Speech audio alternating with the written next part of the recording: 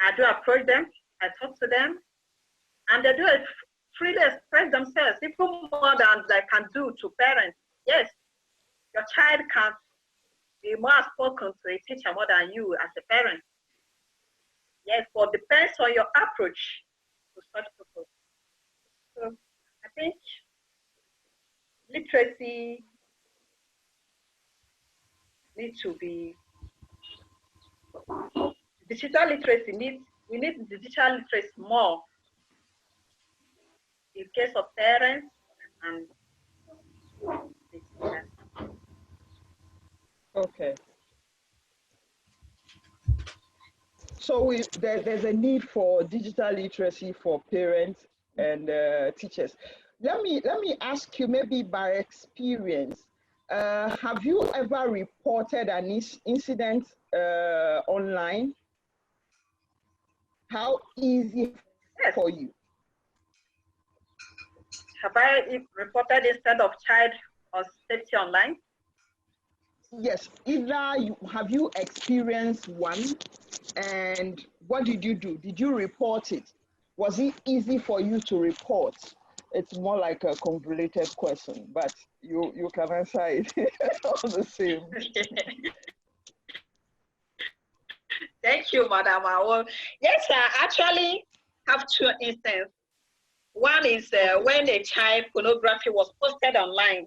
Honestly, it's so explicit that even as an adult, I was so baffled. How can somebody post such things? And these days, even just like one of the young participants was saying, that if you go to YouTube, you put in your age, you put in your name, they have your information.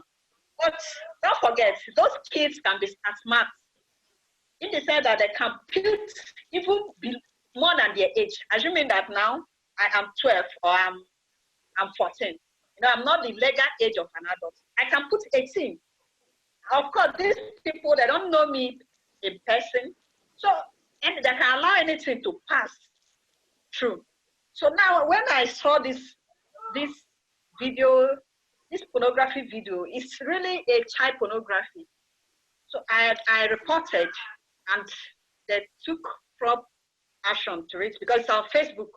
When I reported, they made sure that they blocked it. And second one is recently there is a video trending online whereby a child of 3 months was sexually abused. Okay, these kids can easily get their hands on such information, and I made sure that I blocked and they deleted such image. So I think what is left for us as an adult is when we see such thing, we also report. We not just read through it and just get over it. We need to take action. Okay. All right. Thank you, Priska. Maybe we'll get back to you again if there need be for us to clarify something as far as parents and teachers are concerned. All right, ma. Civil Thank you society, so much. right? Society has a critical role in all of this. Like I indicated earlier, sometimes we are even guilty. We are guilty at posting photos of our works in various spaces without consideration for privacy as far as children are concerned. So we end up having content or data of children in public space. Sometimes we are even doing an event and we just go with registration form, and this registration form collects so much personal information of the attendees. There's a reason why we have to team up with Innovari to handle the registration for us in this forum. It's because of data protection issues. Innovari is a certified, an ISO 27001 certified organization. So they know how to comply with the standards. But then as much as possible, we wanted to limit the data that we take from people, this registration. So it's limited to just your email and then your full name. That said, civil society has a role to play in all of this. There's no way we could overlook civil society in the discussion of online safety. On that note, we have in our midst one strong player in the space of civil society who will be sharing the perspectives with us on safety and the role of civil society in ensuring that we are not violating the rights of children and young people. So whilst he prepares to take the microphone, I would like to read a brief bio about him. Benga Sesan is the Benga Sesan. I hope I'm not crucifying your name. Is the Executive Director of Paradigm Initiative, a Pan-African social enterprise working on digital inclusion and digital rights through business in Nigeria, Togo, Zambia, and the Zimbabwe. Proud to starting Paradigm Initiative, Benga Lagos Digital Village, a joint project of Junior Achievement of Nigeria, Microsoft, and Lagos State Government. Benga's consulting experience includes assignments completed for numerous institutions, including Microsoft, Harvard University, and United Nations agencies, among others. In over 30 countries, a Shrub Foundation Social Entrepreneur of the Year and former member of the United Nations Committee of E-Lists of NT. His Cyber Steward Fellow, Crans Montana Forum Fellowship, Archbishop Desmond Tutu Leadership Fellow, Ashoka Fellowship, Ashoka Fellow, Common Fellow, and Modest Fellow. Benga serves as a member of the Presidential Committees on Harmonization of Information Technology, Telecommunication, and Broadcasting sectors. That's in 2006, and Roadmap for the Achievement of Accelerated Universal Broadband Infrastructure and Services Provision 2013, and was listed by CNN as one of the top 10 African tech voices on Twitter, and by Ventures Africa as one of 4 Africans under 40. Benga is married to Temilade Sesan, doctor, an expert on energy poverty and development. He has been advising the World Health Organization on data privacy during the ongoing pandemic, and also advising the World Economic Forum on its operationalization on trust projects to develop rights respecting data policy for businesses. On this note, I hand over the microphone to you, Benga, to take the floor and walk us through what you think about civil society and our work as far as children are concerned. Thank you, Awo, and great conversation so far. I'm glad that this is not one of those conferences or virtual meetings where we discuss people without them being present. So I think the favorite part for me so far has been listening to the young voices themselves.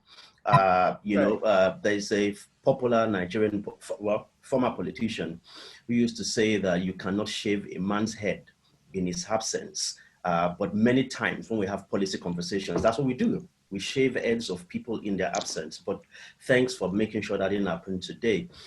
Before I go, deep dive into civil society, I want to talk very quickly about three things. I see we have a few mics that are on, but that's fine. So Yes. let me start. Let me start with the lived experience of these young people we're talking about, of children. And I want to situate this within our present reality. So, my kids are 5 and 2. They have a midterm break this week. Next week, work resumes for them. At 9 a.m., my son is on the computer in a virtual class. At 10, my daughter, even though she's 2, has a playtime, virtual, playing with her friends. And just today, before, my son went for his afternoon nap, he asked a question. He said, because his mom was saying to him that you don't have to look at everything I'm doing at the computer all the time. And of course, his response was, how did you learn how to use computers if your parents didn't allow you to look at their screen when they were working? And we laughed because, the answer to that is that when we were his age at 5, my parents didn't have computers. My wife's parents didn't have computers. I was 5 in 1982. And anyone who lived in Nigeria at the time would know that if your parents had laptops, they were either working with, in an oil company, or they were advanced into the future and brought the future back to them. And the question he asked next was very instructive. He said, if your parents didn't have computers, how did they shop to buy things? And how did they do every work they had to do? Now, he's 5, but his mindset can already appreciate the fact that right now, the digital environment is normal. But guess what? He is one half, or 60% of the lucky kids. The bottom 40% right now do not have the same privilege. There are children who not only are they disconnected from the learning opportunities during this COVID period, they have also forgotten the things they learned before school closed. And unfortunately, they don't have the chance to pick up all the new learning opportunities that kids are picking up right now. So even before we talk about their safety, is first of all to say that there are so many children that their priority right now is not even safety. Their priority is getting connected. And I think we have to admit and acknowledge that so that while, like my friend would love to say, we can chew and walk gum. I mean, we can walk and chew gum at the same time. I kind of mix that up. So while we talk about their safety, we also need to make sure that we talk about the safety with the recognition that there are a lot of them that are not even yet online, so that when those ones eventually come online, we don't have to come back again to start talking about how to make them safe. Basically, everything we do right now must build in safety by default, so that when the next generation of children come online, they will come into an environment of safety, of trust, and of proper guardians. Second point to make is in terms of one of the reasons why child's online safety is not a big deal for many countries across our continent. I mean, let's face it, this is Africa where many governments signed documents on COP, child online protection. In fact, many of these governments situated COP offices in their telecom regulators. But when you follow up to ask them, what have they done about child online safety? The answer is robust silence. And the reason for that is policy inconsistency. And I think this is one of the first places where civil society has to play a role. We do not always need to be the institutions that fight and argue and make noise. We also have to lead by example. We need to show consistency in our own policy. And I'm glad, Howard, that you mentioned earlier that your consideration for privacy in getting a partner that could help with registration for this. We need to show by example a lot of consistency with the things that we say. We have to literally practice what we preach.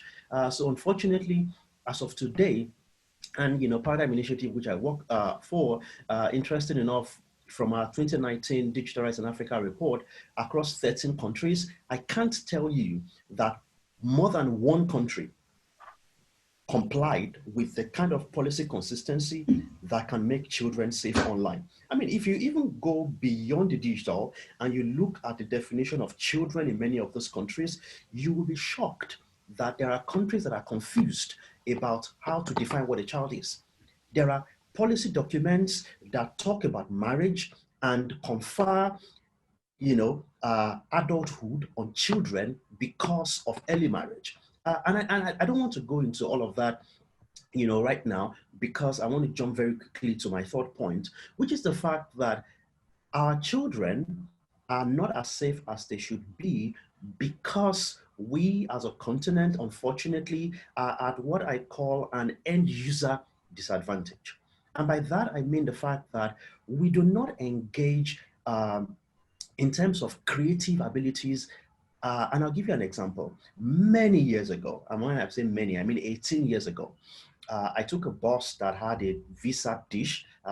Many people here probably who are not old enough to know Visa dishes, those were the kind of, big dishes you had to point towards a satellite to get internet access, unlike the simple internet access we get these days.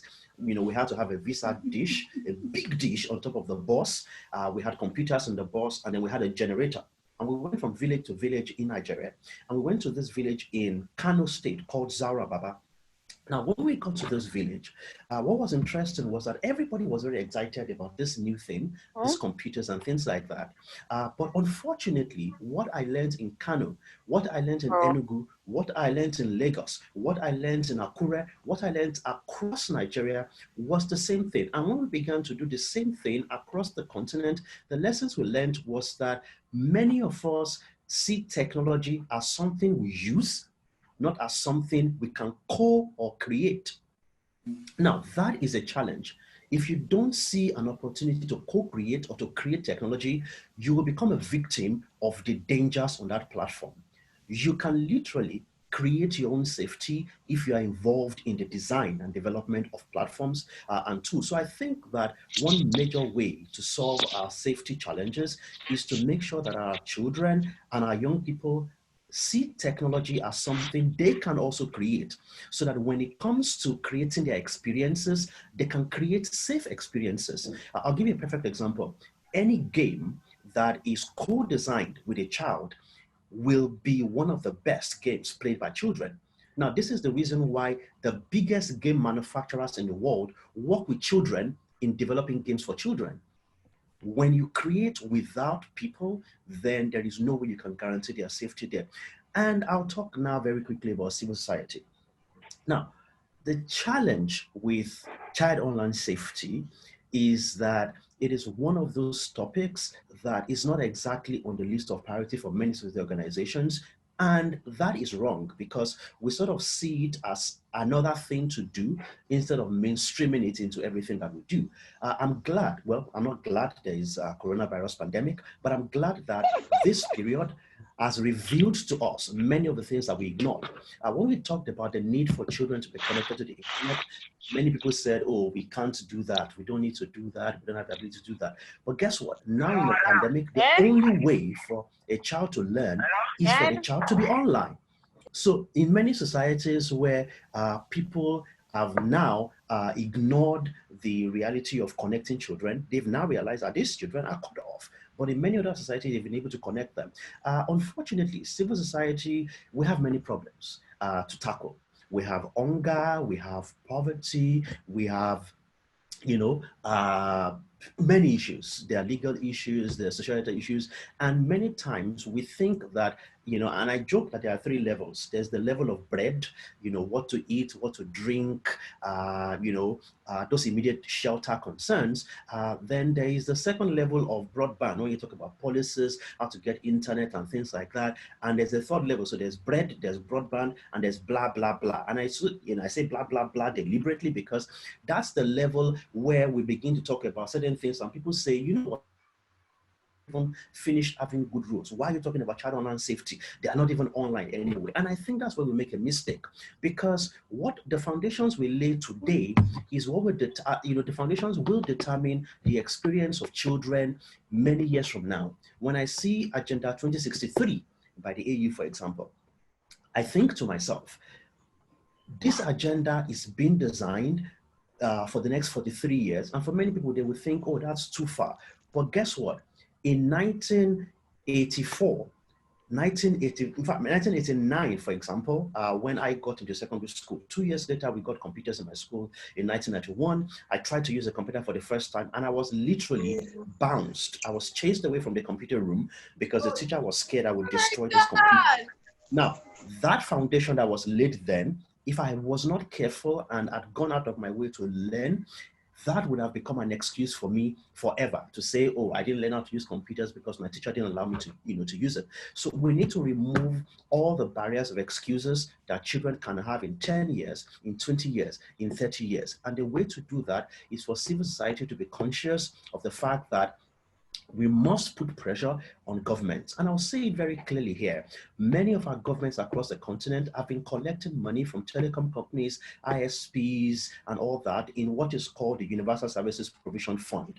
Many of these USPFs or USFs, many of those funds have ballooned into millions and billions of local currency, many times not being used to extend access and promote safety for children. And my challenge today on this call, and I hope this is something we take up, as one of the elements of the position paper that we got of here, is that every government that has played, lip service to child online safety must now put their money from the USPF where their mouth, the promises they made is.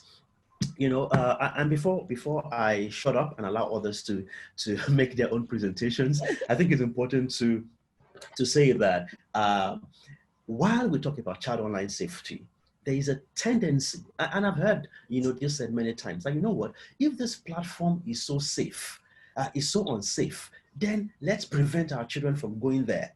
Or if this platform is so unsafe, then let's just shut it down, let's control it and things like that. And I want us to be very careful. It is possible for us to have two different conversations at the same time. It is possible for us to hold two different thoughts in our heads at the same time. We can discuss child online safety and discuss privacy at the same time. I've heard people say that to protect children online, we have to kill privacy. It is not true. In fact, the problem with killing privacy is that when, in the name of protecting the children, when we pollute the environment by making it a place where they have to look over their shoulders because of the fear of clampdowns, as I speak to you right now, Ethiopia has shut down the internet again. Now, that's because, in quotes, so that people do not spread fear, because somebody was killed in one of the regions of the country and they didn't want protests to follow and things like that. It sounds like a good excuse, but guess what? It means that every child in Ethiopia right now will not be able to learn until the internet is switched back on. So we have, as civil society, as parents, as teachers, as policymakers, we have to recognize that every time we shut down the internet in Africa, every time we do anything that moves the internet backwards in Africa, we're making Africa less competitive in the future. We're literally killing our opportunity to play in the fourth industrial revolution. We lost that in the first, we lost that in the second, we lost that in the third. This is the fourth, where we have a chance, where knowledge is online. It is not in a book alone or in a library alone. It is online. It is equal opportunity. If I have access, I can learn the same way anybody in Algeria can learn, the same way anybody in Azerbaijan is learning. Anybody in Netherlands can learn the same way anybody in Nigeria is learning. If anybody in Russia is learning, it's the same way anybody in Rwanda can learn. We have to consistently speak up about the need to make sure that while we protect children, we do not use that excuse to protect politicians. Finally, like they said, a good speaker says finally 3 times, but I will say it only once. Finally, we must build on ongoing efforts.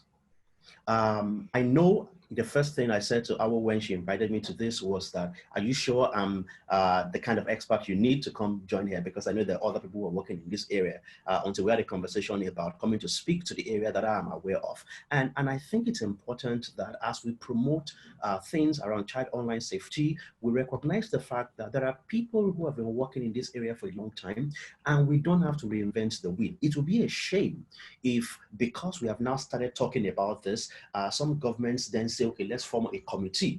Like they say, a committee is where ideas go to die. build on what has been done by various organizations in this area, because, and I say this with all sense of responsibility, this is one chance that Africa cannot afford to miss. The internet is one tool that if we do not take advantage of, then I have nothing to tell my children, because this is one platform where they can learn regardless of the color of their skin, regardless of how tall or short they are, regardless of any other thing that people may call a disadvantage. The internet is a leveler. We must protect our children there, and at the same time, make sure they have access to all, and I say 100% of the opportunities that are available on the internet. Thank you for having me, and I'm more than happy to continue this conversation and also to answer any few questions that may come up. Thank you. Right. Thank you so much, Wenga. How do we get ourselves out of end user syndrome? When do we start seeing technology as something we can create? And safety by design should not be taken for granted. It's critical. And most importantly, we need to prioritize child online safety as civil society organizations, as well as government. Governments have been thrown more. So we will see how we'll take this conversation up in ensuring that we get the results that we want to get for the African child. We are getting to the crux of the discussion for today. From here, we would all know our levels. We would find ways of engaging, especially in addressing some of the questions posed by Benga, as well as Sefako and Priska. And I realized Lenana is engaging on the chat room as well. So we'll be picking more questions from the young people who are posting questions there, and attempt to address those we can address, and those that we address will probably to take them up after. So our next speaker, before we get into our discussions for the day, is Frederick Slane, outside Esquad. Frederick S. Lane is a nationally recognized expert on privacy and the impact of emerging technologies on society. I think once you've shared your screen, I'm blocked. Hold on. Right. Okay, I think this. Is that better? So I can. That helps. Yes. He is an author, attorney, educational consultant, a lecturer who has spoken to colleges, universities, and school districts around the United States, Canada, China, and England on a variety of issues, including student safety, digital misconduct by educators, cybersecurity, and digital privacy.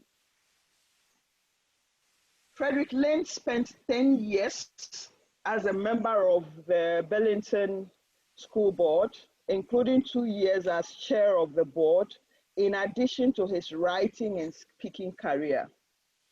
Lane has worked for more than 2 decades as a computer forensic expert, focusing on digital criminal investigation online, obscenity and child pornography, and education misconduct. He's the author of 9 books, including most recently, Cyber Traps for Expecting Moms and Dads, Cyber Traps for Educators, and Cyber Traps for the Young. During the course of his writing career, he has appeared as a guest on a variety of national media programs, including Comedy Centrals, The Daily Show with John Stewart, ABC's Nightlife, and Good Morning America Weekend, CBC's 60 Minutes, and Sunday Morning with Charles Osgood, NBS Today's Show. Without much ado, I would now invite Frederick to share his screen and take over the microphone and walk us through his presentation before we start the Q&A session. Thank you. Well, thank you so much, Joel, for having me on here. It's been incredibly educational, and it's a real honor to participate with everybody today. I'm really glad I've had a chance to do this. What I'm hoping to do today is to pull together some of the themes that we've been talking about and reference a little bit the work that I've been doing, particularly over the last decade or so. I'm going to simply add into the introduction a little bit. I'll make sure that you get a copy of this presentation. I think you actually have it already. And then down at the bottom here, I'll put a copy on SlideShare later today so that anybody who wants to download this can do so and pass it around to anybody who might find it interesting. A little bit of background. For the past year, my wife and I have been living in York, UK, which is in the northern central part of the country of England. This is the River Ouse, which runs through the center of the city. It's been a lovely place to spend a year, and we're trying to figure out when we will go back to our home in New York City, depending on the conditions of the pandemic. As you mentioned, I served on the Burlington School Board for 10 years. That's in the state of Vermont in northeastern United States. My wife and I lived up there for 23 years before we moved down to New York City. And we've been in New York City, except for this trip to England, for about 7 years now. And as I said, we'll be heading back there. My wife actually teaches at the Fashion Institute of Technology in the city. As you said, 9 books so far. These are the 3 cyber traps books that I've written over the last 6 years or so. The first was Cyber Traps for the Young, which was looking at some of the risks for kids online, which is really how I got to this particular panel presentation.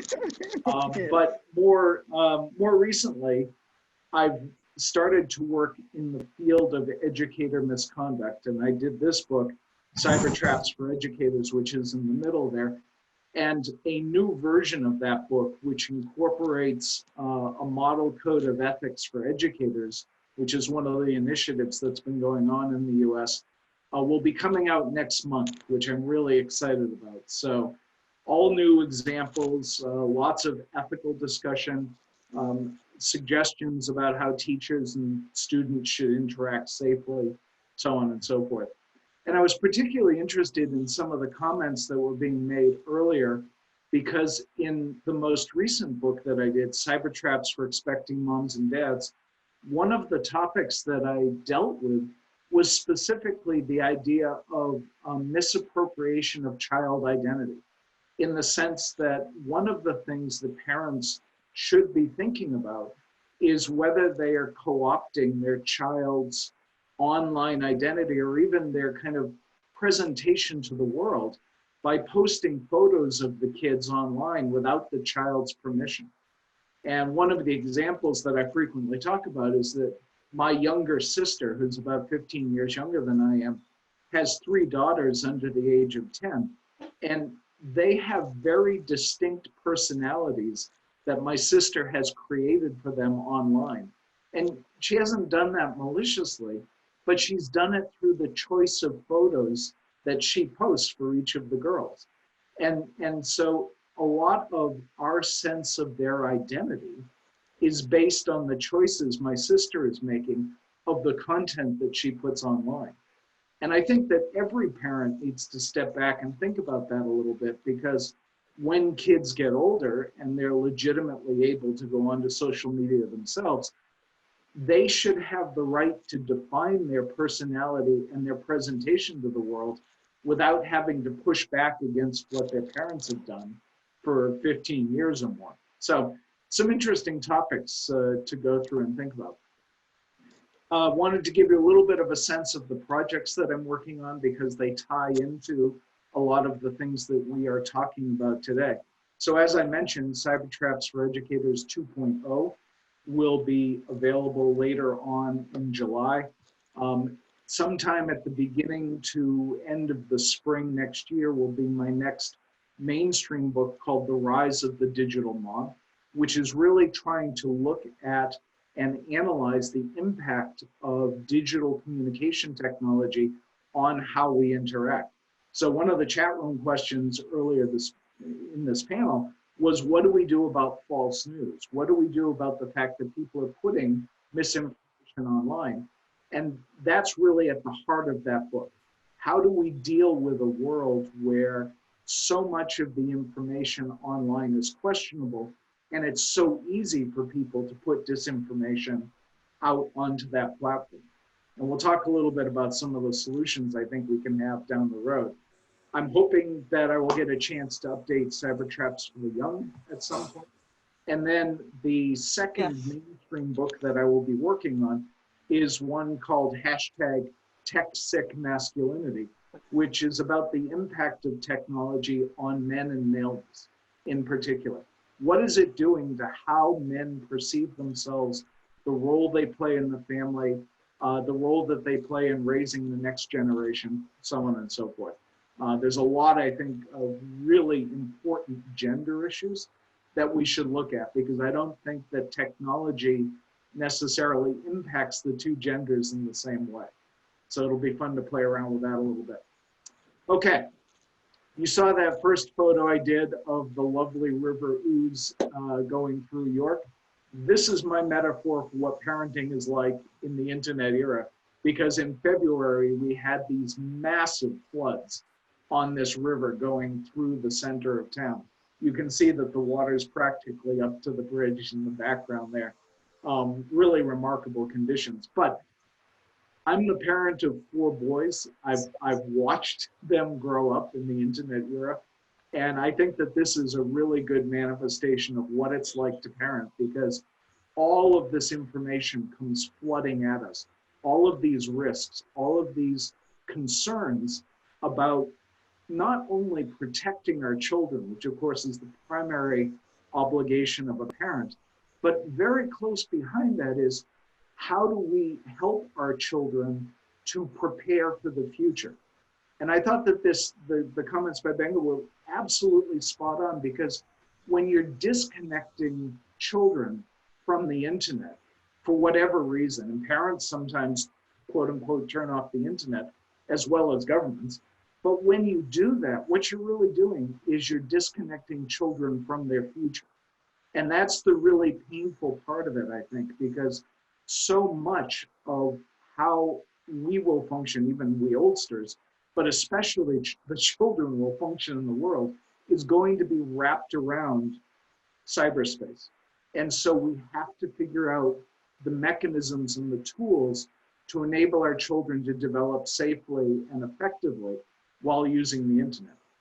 And that is really the bulk of what I wanted to talk about today. So in the research that I've been doing over the last, let's say, decade, in terms of child safety and this concept of cyber traps, the risk of digital devices and online services, I think that these are the reasons that we have to be concerned about child safety. Probably the overarching one is insufficient supervision. And it's a term that sounds like it's being directed just at parents, but it really isn't, because I view it more as a community issue than simply a parental issue.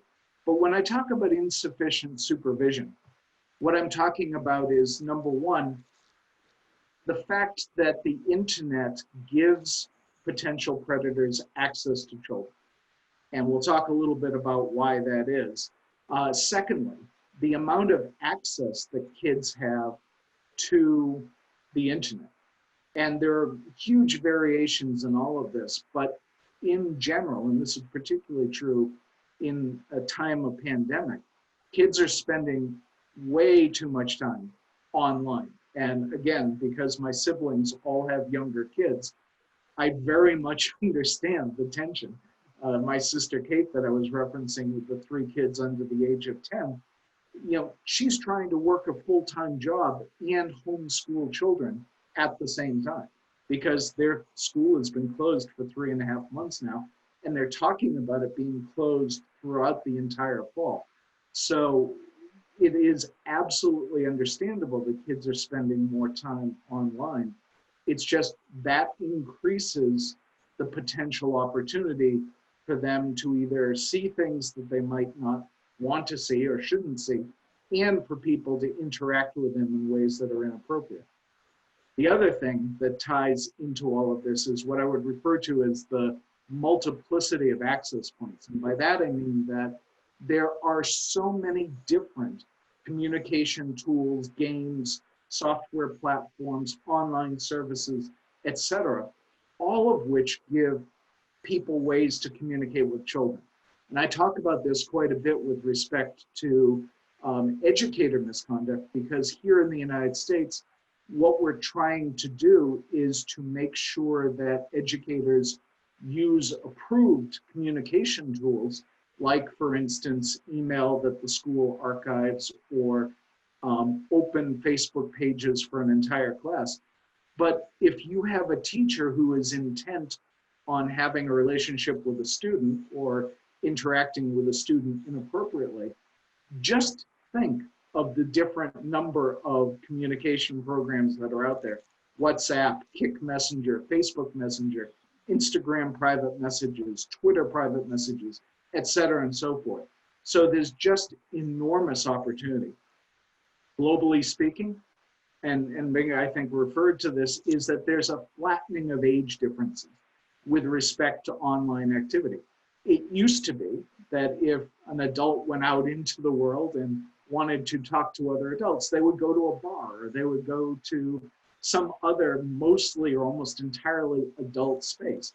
But now one of the things that you see happening is that you've got kids and adults interacting online in exactly the same cyber spaces. They play games together. World of Warcraft, Fortnite, Minecraft, all of these different games. There's no real distinction between being a 45-year-old and being a 15-year-old. And in terms of gameplay and interaction on the internet, there may as well be zero difference. But of course, there's tremendous difference in terms of attitudes and experience and so on and so forth. So that implicitly raises the potential for problems. And I will argue fairly strongly that we have to figure out some mechanism to do age distinction in order to help deal with this problem. It's enormously tricky, but I think that has to happen. Obviously, anonymity, the ability to be deceptively someone else online, is at the heart of the problem. And I actually have come around to this idea, and I know it's a little counterintuitive because we think of electronic communications or the internet as being distancing between people. But the more that I've read about this and the more research I've done, I've come to believe that there is an inherent intimacy of electronic communication. And I think that's been intensified by mobile devices. And the reason I say that is that we carry these things with us all the time. We use them 24/7. So if people are texting back and forth at 10 o'clock at night, there's actually sort of an implicit, closeness to that communication. And then adding to that is the speed at which it happens. This is what I refer to as, grooming at the speed of light. In some of the teacher cases that I've worked on, an infatuated teacher has exchanged literally thousands of messages with a student in days. I mean, the speed with which people can talk back and forth using these communication tools is absolutely staggering. And so all of this comes together and I think creates very specific kinds of vulnerability for kids that we need to figure out how to deal with. And the gist of this argument today is that we need a partnership among the different groups that I'm going to identify so that everybody can be pulling in the same direction.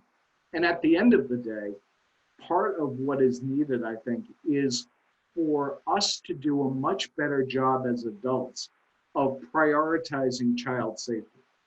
And that until we do that, until we say that from the ground up, both institutionally and electronically and software design-wise, child safety is the most important thing we're going to consider, we're not going to make the kind of progress on this that we should.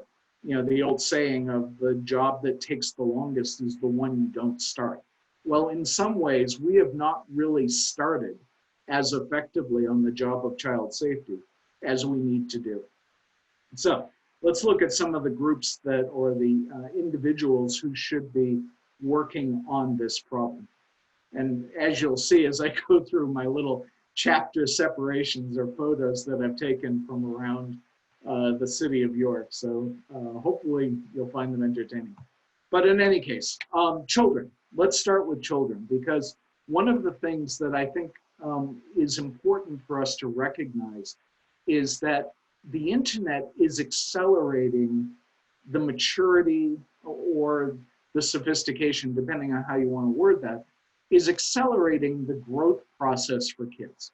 And it's doing that in both good ways and in bad ways. So kids are being exposed to levels of information and concepts and so forth at much earlier ages. And there's a tremendous benefit to that. I know kids who are in, you know, their pre-teens who are phenomenal coders, who just grasp this stuff. There are kids who are doing research projects, reading all of these really fairly high-end materials because they're available online. And that is a remarkable, remarkable thing. But at the same time, you run into this issue that there are, as people have been suggesting, adult materials, things that really are only appropriate for adults, that are also readily available online. So we've got this dichotomy where kids are curious and tech savvy and trusting and all the rest of that, but they don't understand that those technical skills are not the same as wisdom. And that one of our goals as adults, hopefully, is to keep kids safe long enough to develop the wisdom to understand everything that is available online and what they're doing and what the potential implications might be. The other thing that I think we really need to confront as adults is that kids are seeing much more online at younger ages than we realize.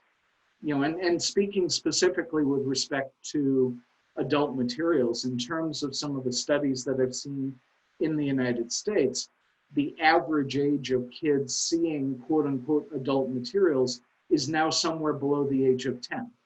So you've got these kids who are way too young to understand really what's going on, seeing these things. And one of the ways that I've phrased this for people is that we are effectively running a long-term, now at basically a 20-year-long study on the effects of exposing kids to adult materials. And what impact is that going to have on them as individuals? What impact is that going to have on society as a whole? We get back to this idea of tech-sick masculinity. How is exposure to these materials changing adult relationships? Because these kids now are coming into their 20s and early 30s.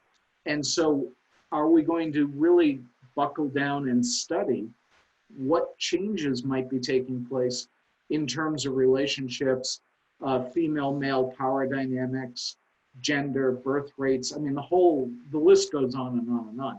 But the point being that because of the fact that there's no good age mechanism on the internet, kids are seeing this stuff.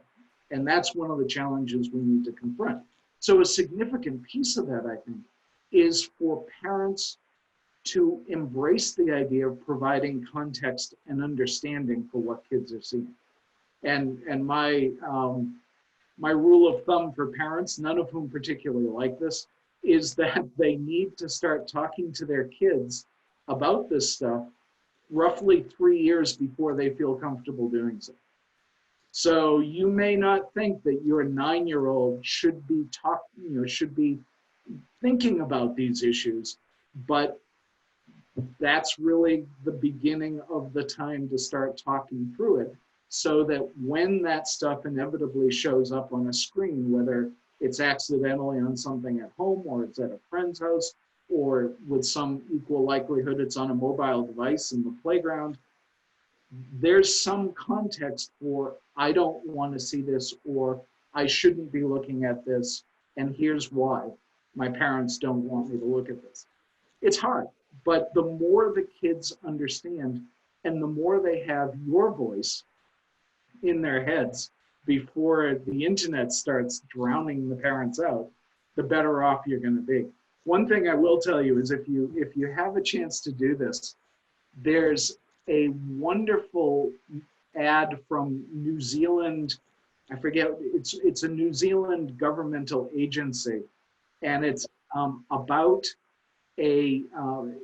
basically it's about a child looking at adult materials online, and the premise of the ad is that 2 adult actors show up at the house and talk to the mother about the fact that their kid has been looking at them. And it's just very witty, it's very funny, and it's a good icebreaker for these kinds of conversations.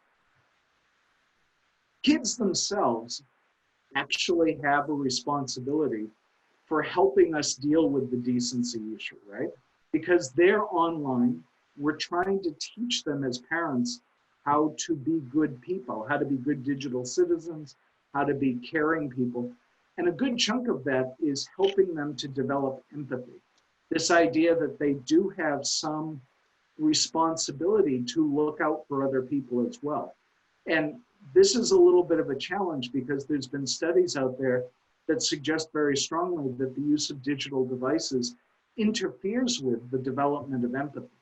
So the more time we spend on devices, even putting aside what we read on Twitter or the internet or whatever, the more time we spend on devices, the less empathetic we seem to be.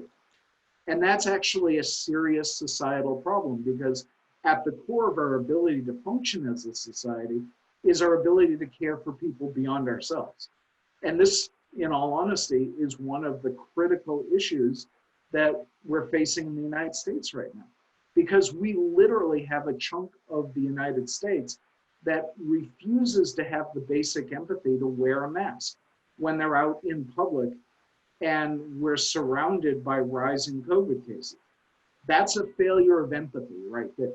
And so if we're going to raise decent children, one of the things you try to do is to develop a sense of caring, so that if they see something, if they see a child being bullied, if they see a child sharing inappropriate content, they feel comfortable saying something out of a duty of care to their fellow student.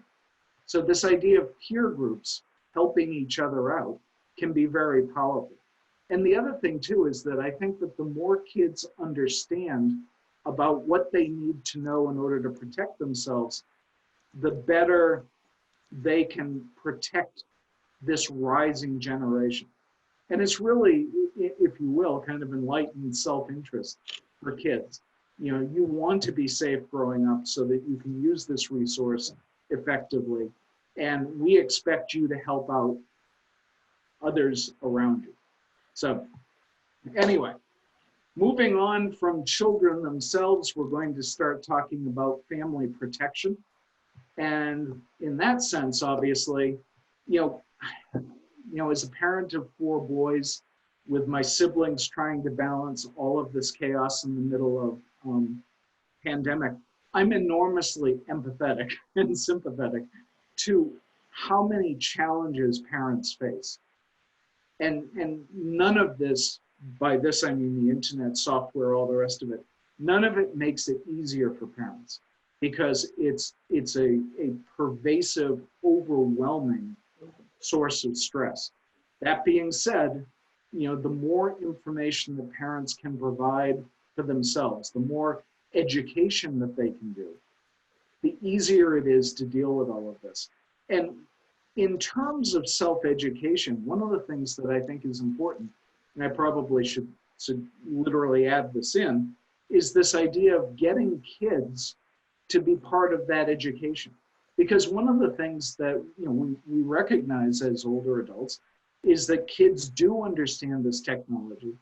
And if we can get the kids to teach us what they're doing, it has a number of benefits. Number one, we learn more.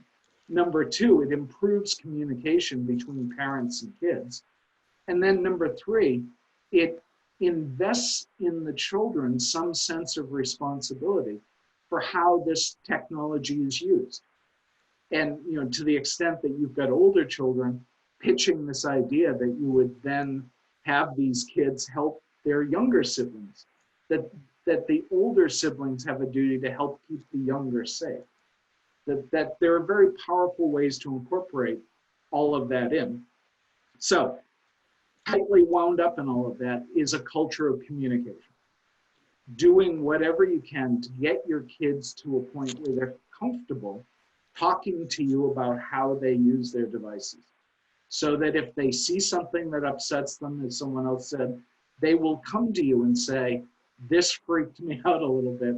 I would really like to talk to you about it. Related to that, and this is a problem that parents, I think, in the US have. I'm obviously less familiar with Africa, but I will say that in the US, parents can sometimes be very reluctant to look at their child's device. And my reminder for them is, unless the child went out and bought their iPhone or their Samsung or whatever it is, and they're paying for the data plan, the child does not own the device. It's the parent's device. And ultimately, wholly apart from the safety of your own child, if your child does something that is harmful to another child, from a legal perspective, you're responsible. So there's a little bit of self-interest on the part of parents to make sure that they know what their kids are doing. So this idea of balancing a child's natural desire for privacy as they get older with protection is an ongoing thing. And the way I sometimes phrase it when I'm talking to parent groups is, if you think of this as supervision and not surveillance, it doesn't feel quite so big brotherish, quite so police state. But the point is that as the owner of the device and as their parent, you have a duty to supervise what they're doing. And that quite literally means picking up the phone every now and then and seeing what apps they have installed. And if there's something you don't recognize, then you should ask them about it and have them explain it to you. Same with online accounts. One of the things when our kids were growing up, it was not enough that we had to be their friends, but we actually had to have their login information, because there's things you can see as someone logging in that's different from what you can see as a friend. And of course that changed as they got older, but part of it is explaining to the kids that they need to build a reservoir of trust and responsibility as part of using these devices. Big thing is talking with friends and other parents.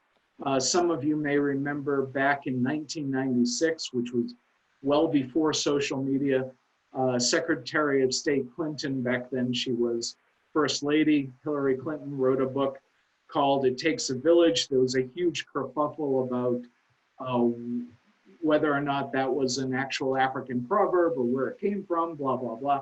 But it became a big deal. And so, she got both a lot of congratulations, but then also a lot of criticism for basically what people were saying was a socialistic approach. In all reality, in this day and age, we all live in a global village. That's the thing. And so there really is a need to coordinate with other people in your child's life in order to help keep them safe. So talking to your friends about what are their internet rules, what are your child's friends' permissions or rights, what kind of games are in the house, so on and so forth. It gets, it can be a little bit complicated, but it's a great way to start those conversations. And then, of course, for parents, one of the ongoing things is to be an advocate for good policies, for making sure that the schools are doing everything that they can to make sure that things are safe, voting for representatives who actually care about child safety. And, you know, it's an ongoing battle in the United States where you've got the telecommunication firms and the online service providers with enormous lobbying resources, and they're, you know, flooding Capitol Hill with dollars. And it's hard for people who advocate for child safety to have the same voice. And so, to the extent that parents can try to push back on that as parents, that can make a big difference. Okay, protecting children at school. This has been an area that I've really dived into for the last 5 years. And maybe a little bit before that when I was on the school board, but especially with cyber traps for educators. Huge key here is cyber safety education. And when we talk about that, we're talking about both parents and students. So with parents, one of the things that schools do that I think is really important is at the start of each school year, they do handouts.